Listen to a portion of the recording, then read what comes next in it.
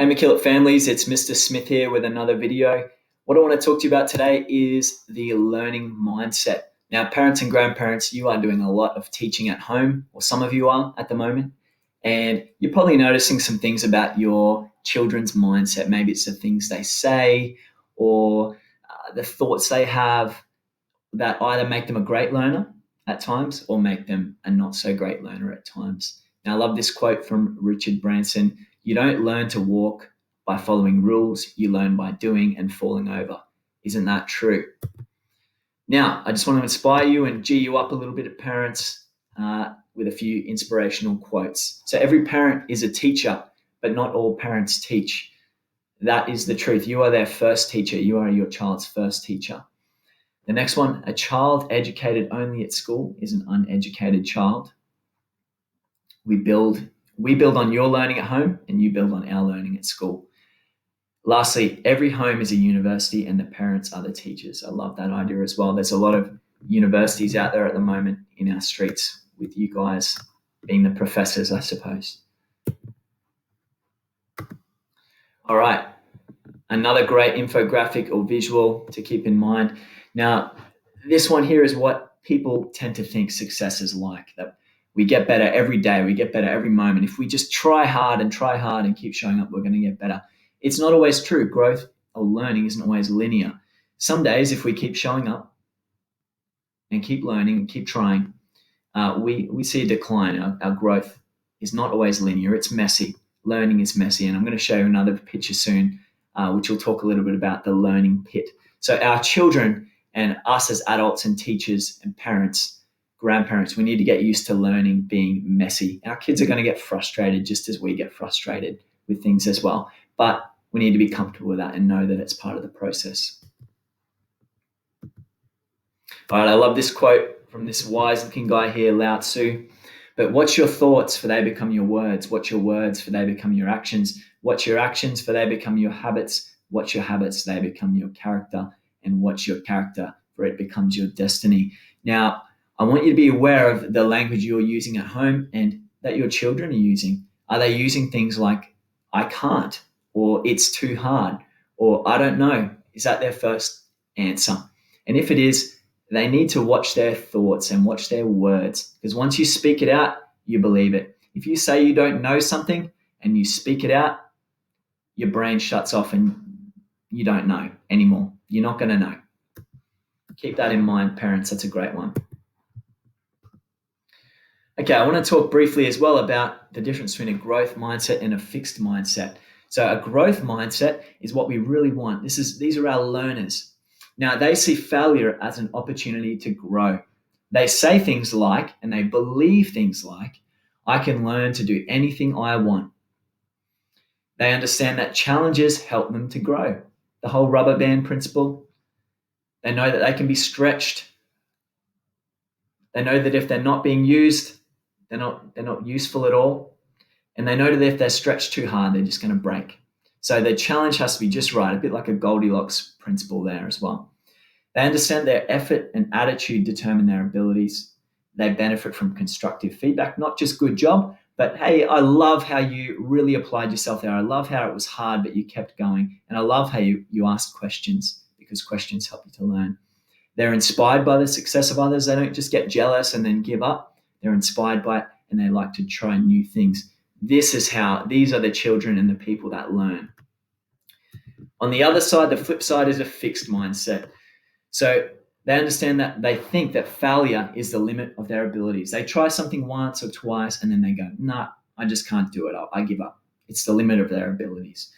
They say things like, and parents, we're often guilty of this. They say things like, I'm either good at it or I'm not. They say, look, I'm just not good at maths, or no, I'm not good at English. I hate writing. I can't write. I can't read. I hate reading.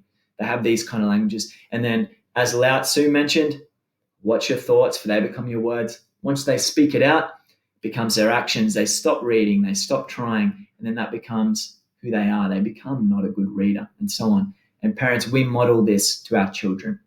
So we got to check our language and our mindset as well. They don't like to be challenged. They can either do it or they can't. Their potential is predetermined. This is the whole talent thing. Oh, I'm just not talented. I'm not creative. I just can't do it. I was born this way. When they're frustrated, they give up. They give up quickly. Feedback and criticism. So when you're giving them feedback, they take it personally. They take it as an attack. This is an example of a fixed mindset. We need to be careful with our type of feedback and criticism. Criticism is never really useful. We think of it more as beneficial as constructive feedback, which is where we're sort of sandwiching it. We're saying, hey, I appreciate you trying. How about next time we do it this way, or you try this, and then we give another little bit of feedback there. I'm going to check in on you soon, and we give that encouragement. Now, people with a fixed mindset, they'll stick to what they know. They'll stick to what they think they can succeed at. And then if learning, as we know, is that non-linear, they'll always stay down here. They'll stay low. They're learning. They won't learn. They won't improve as much as they could anyway. All right, moving on. What's next? All right, I talked about this before, but I want to show you the learning pit. And this is a great little visual here. So learning, I think I know the answer. Okay, that's that initial optimism. It's great. I think I know the answer. And then they get into it, and this is not as easy as they first thought. They get down to the bottom of the pit. I'm confused. Now, some of our students, maybe your child, they get to this point and they might give up sometimes. It's important to encourage them and to work on their mindset here, to tell them it's normal to feel confused. Everyone feels confused, that you yourself feel confused at times as well. And they'll be pretty amazed at that. Most of our kids think that we're superheroes, and they're always pretty surprised when we struggle with things as well. I know my kids are like that. They then realize I need to work hard at this. If I'm going to get out of this pit, this hole, which is the learning pit, I need to work hard at it. I need to use strategies. You'll see this boy here. He's found a rope. He's using a strategy. One strategy, and it's a great one, it's probably the most important one, is to ask for help. So really encourage that and reward that in your children. Then they get that little glimpse of that little taste of success. I think I'm getting it. And this is where we really encourage them. And they start to realize that, wait, I can do this. And then there's, of course, the Toyota, oh, what a feeling moment there. Eureka, I understand it now. And that is success. Now, we can't bypass this learning pit. And if we do, that's where we just do it for our kids. We're not helping them at all. Okay? They're not learning themselves. It's the whole give a man a fish, feed him for a day, teach a man how to fish, feed him for a lifetime. And this is what we try and do as teachers and as parents. Now, we need to rethink failure. Now, I love this quote. I've used this quote a lot as a teacher. Where am I going to put me? I'll put me up here. Rethinking failure. I love this quote. Ever tried, ever failed, no matter, try again, fail better. Now, those last two words, fail better, they always just absolutely trip my students out. They cannot understand how if you fail, you're getting better. How can you fail better? But really, that's what learning is. You get better every time you fail. You learn from it. And then you fail better until you have success. Now, I know it sounds strange, but it's rethinking failure. It's important. We need to embrace it, because without failure, we know it as adults, without failure, you have learned nothing. And we all know that feeling when somebody's just helping us and they're just doing it for us, and it's really annoying because we can't then do it straight after they've showed us, can we? All right, I want to show you this quick YouTube clip now, and it's the power of yet. Now, this relates to the language your kids are using. So that Lao Tzu quote, which was, what's your thoughts, for they become your words. Now, it's important. We have thoughts. We have dark thoughts. We have those depressive thoughts and so on. We think we can't do something. The moment we speak it out, and the way that we speak it out, it starts to become our habits. If we say we can't do it, we probably can't do it and won't do it. The power of yet is just simply adding yet. I don't know this, or I can't do this. Now you change that to I can't do this yet, and it becomes a very powerful statement because it leaves you without excuse. It leaves you to find a solution, which is hopefully the first one is to ask for help or to try a different strategy and so on. So I'm going to play this now and just watch it and enjoy.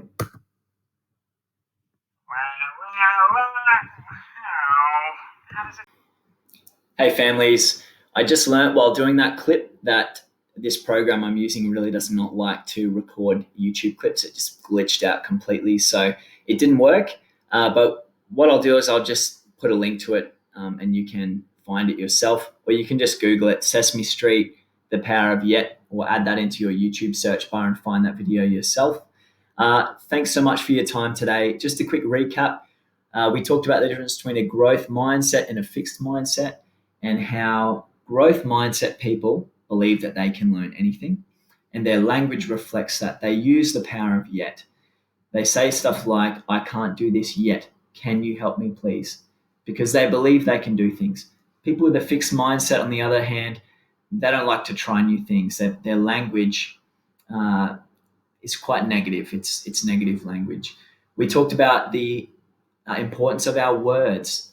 We heard from Lao Tzu that our thoughts become our words become our actions, and so on. So it's important to check our words, because they'll determine our success in the future and how much we learn. We also learned about the learning pit, and we learned that learning isn't linear. It's often very messy.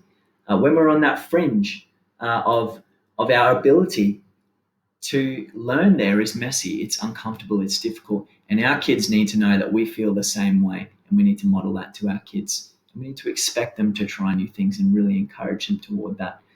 Thank you so much for your time, families. I really appreciate it. And I hope you're all really well. Send us an email here at the college, to myself or anyone in the Diverse Learners team, and we can help you out as much as we want, or use your classroom teachers as well. All right. Thank you, guys. Have a safe time, and be well. Hey, families, I forgot one more thing. I just wanted to share with you a bunch of what we call anchor charts as teachers, but what they are is they're posters or visuals that we put up around our learning space. So you might put them around wherever your child's desk is at home, or their learning space. You might like to print them out if you have a printer and stick them up on the walls. But they're all about learning there. So there's 4 in particular, and they are from the great Dr. Seuss. So here you've got on the left, today you are you, that is truer than true. There is no one alive who is youer than you. I love that one. That's when if you find your kids having trouble comparing themselves to others and so on, just really, it helps to remind them that they're unique, and that's they shouldn't want to be anyone else. All right, you have brains in your head, you have feet in your shoes, you can steer yourself in any direction you choose. That's a very empowering quote. The ball is in your child's court. It's a cliche, but their attitude determines their altitude. Down here on the left, the more that you read, the more things you will know. The more that you learn, the more places you'll go. My little 4-year-old son absolutely loves that one. And think left and think right and think low and think high. Oh, the things you can think if only you try. So really trying to get that growth mindset, that can-do attitude, the power of yet, just reinforcing that with your kids at home. And what a great time to do it, so that when we get through this, and we will get through this, they come back more ready than ever to learn. Because look, more important than knowledge and skills, etc., is mindset. And if we can set your kids up, and you can set your kids up with a great mindset, when they come back to us, it's only gonna benefit them and really project them into the future, into their learning. All right, thanks, families. Thanks for your time again, and I'll be in touch with another video soon.